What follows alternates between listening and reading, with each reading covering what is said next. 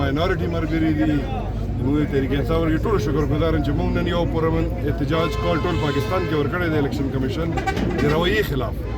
چې کومه طریقه باندې نن په یو جانبداري ښکاري چې الیکشن کمیشن جانبداري کوي او تحریک انصاف سره په هره موقع باندې زیاتې کېږي چې کومه آرټیکل 63A دی د آئین هغې مطابق چې کوم هغه ممبران چې څوک د پارټۍ ډایرکشن خلاف کار وکړي یا پارټۍ ووټ باندې ټیکټ باندې څوک راغلی او د پارټۍ خلکو نه تحریک انصاف په نوم باندې ووټ اخیستی هغه د پارټۍ نه انحراف وکړي هغه خلاف چې ریفرنس موف شوی د هغې باندې کاروایي نن نه کېږي نن ممنوع فنډینګ کیس دی زه به ورته فارن فنډینګ ځکه نه چې دا ممنوع فنډینګ کیس دی او په دې کیس کې واحد تحریک انصاف نه دا کیس دی 2014 نه چلی دی کې مسلم لیگ کیس هم دی پیپل پارټۍ کیس هم دی او دې نشانه صرف تحریک انصاف ده ځکه چې دا الیکشن کمیشن چې دی دا اوس جانبداران شوی دی او موږ دی نه مطالبه کوو د الیکشن کمیشنر چې دی فوري استعفا ورکړي ځکه چې کوم الیکشن کمیشن باندې د ټولو پارټیانو متفقه دا دغه ني د ټولو پارټیانو دا هغې باندې متفقه دا فیصله نه چې دا الیکشن کمیشن غیر جانبدار دی تر هغې پورې هغې فیصلې باندې به اعتراضات راځي که هغه الیکشن مو کوي که هغه نن د ممنوع فنډینګ کیس خبره ده یا منحرف ارکانو خلاف کاروایي خبره ده زموږ دا مطالبه ده چې دی د خپل عیني ذمهداریانې پوره کړي دی دا ذمہداری ده چې دی د 3 میاشتو کې چې کله دی ته وویل شي دی به الیکشن کوي هغې کې هم دی ټال مټول کوي بانې کوي چې موږ حلقه بندیانې کوو څه شي حلقه بندیانې کوي دی مردم شماري خو نوي نه ده شوي چې دی به دوباره حلقه بندي کوي هماغه زړه مردم شماري ده په هغې به الیکشن کېږي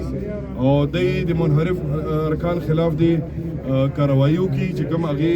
یو ټایم فریم دی چې ریفرنس چې کله جمع شي نو هغې کې ودن 30 days دیر شروع کې دنه به دی باونډ دی چې دی به کاروایي کوي او هغه منحرف ارکان به هغه قومي اسمبلی کې دي او هغه پنجاب اسمبلی کې یا به ډي سیټ کوي دا هغې سره د کلاو بیا سپورټ پارټي حکومت پارټي حکومت پارټي حکومت نامنظور الیکشن کمشنر نامنظور نامنظور دا چې کوم دی جمهوری او آئینی حق دی چلیدو خو یې څه ښکاري تاسو ګورئ چې کومه طریقه باندې هغوی چې څه بار راغلي هغه کاروایانې شروع کړي ECL نه خپل نومونه وباسي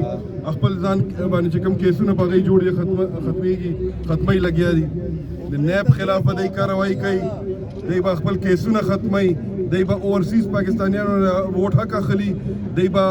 EVM چې کوم د صفا الیکشن دپاره کوم تحریک انصاف یو الیکشن کمیشن چې کوم دغه رولز دي هغې کې دا ترمیم کړی ایکټ کې او هغه دی ختمول غواړي ځکه چې دی نه غواړي چې اوورسیز پاکستانیان چې دي هغه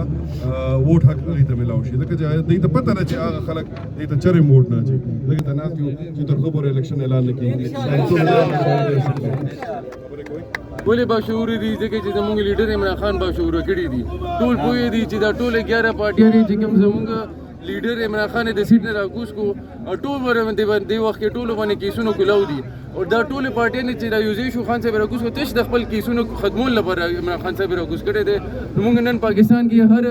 هر ګوټ کې هر صوبې نه خلک راوتی دي هم دې احتجاج کې چې دا امپورټډ حکومت موږ ته منظور نه دی دا د 11 پارټیانو اتحاد موږ ته د چورانو اتحاد منظور نه دی ان شاء الله تر هغې به موږ راوځو تر کومه د حکومت موږ رسیدلې نه راکوز کړي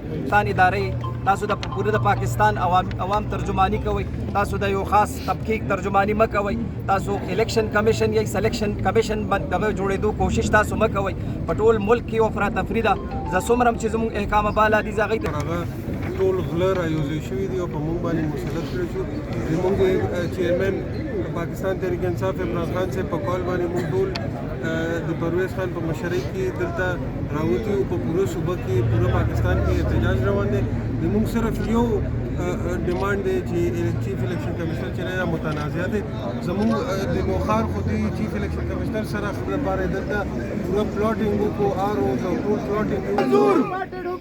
نامنظور مریم کا پاپا چور ہے مریم کا پاپا چور ہے مریم کا چاچا چور ہے مریم کا چاچا چور ہے پورا ٹبر چور ہے پورا ٹبر چور ہے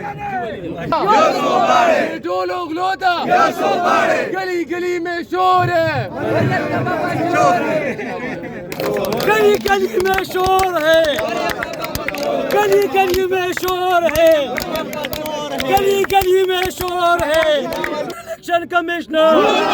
गद्दार, election commissioner जानिबदार, election commissioner जानिबदार, इलेक्शन कमिश्नर। गो नवाज,